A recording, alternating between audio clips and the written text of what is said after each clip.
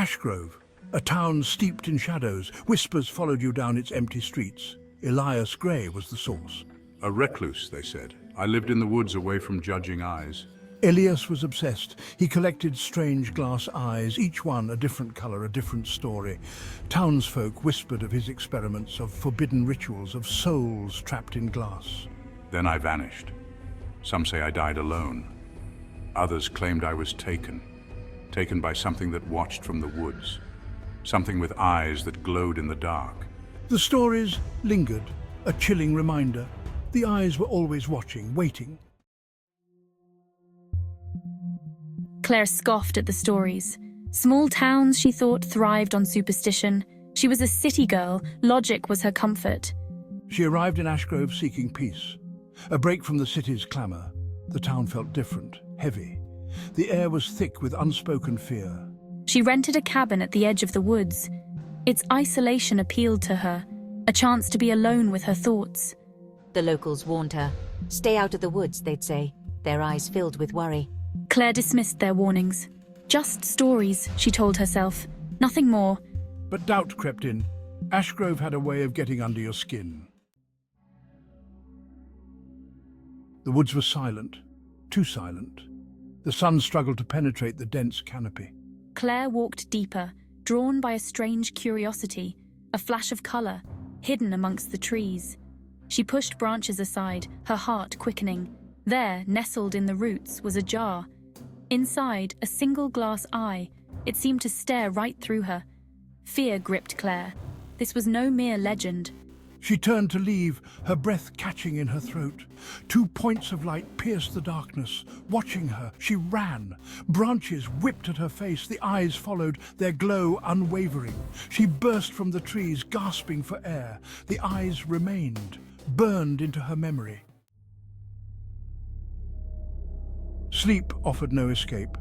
The eyes haunted her dreams, glowing ever-present. Claire felt a constant pressure, as if someone or something was always watching. She avoided the windows.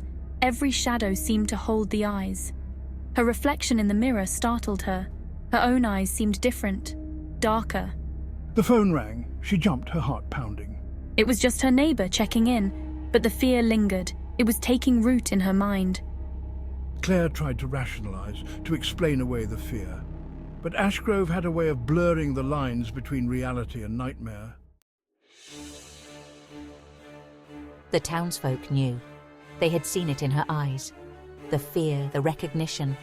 They had tried to warn her. But some lessons are learned only through experience. Fear was a disease in Ashgrove. It spread through whispers and knowing glances.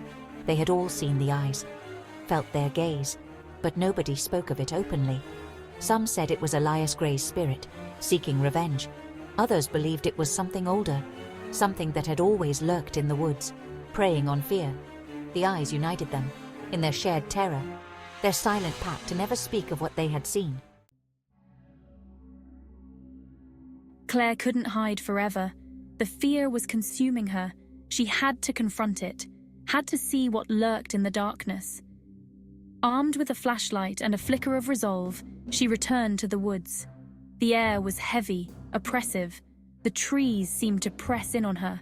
She found the spot, where she had seen the jar, the eyes. A strange calmness washed over her, a sense of acceptance. She called out into the darkness, "I'm not afraid of you." Her voice echoed through the silent trees. The woods held its breath, waiting, watching. Days turned into weeks. Claire vanished. The townsfolk searched. They knew what they would find, or rather, what they wouldn't.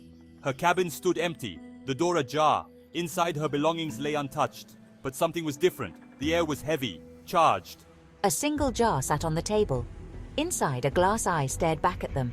Its color was unfamiliar, a shade of blue they had never seen before. Claire was gone, but something remained, something that sent shivers down their spines.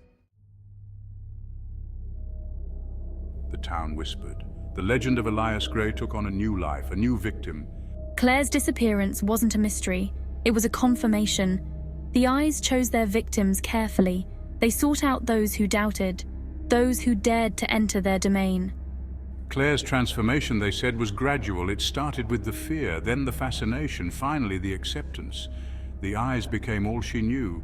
She was one of them now. Another soul trapped in glass, another watchful eye in the darkness. Life in Ashgrove continued, but the fear remained. A constant companion. The eyes were always watching, from the shadows, from the woods, from the depths of their own reflections. They lived with it.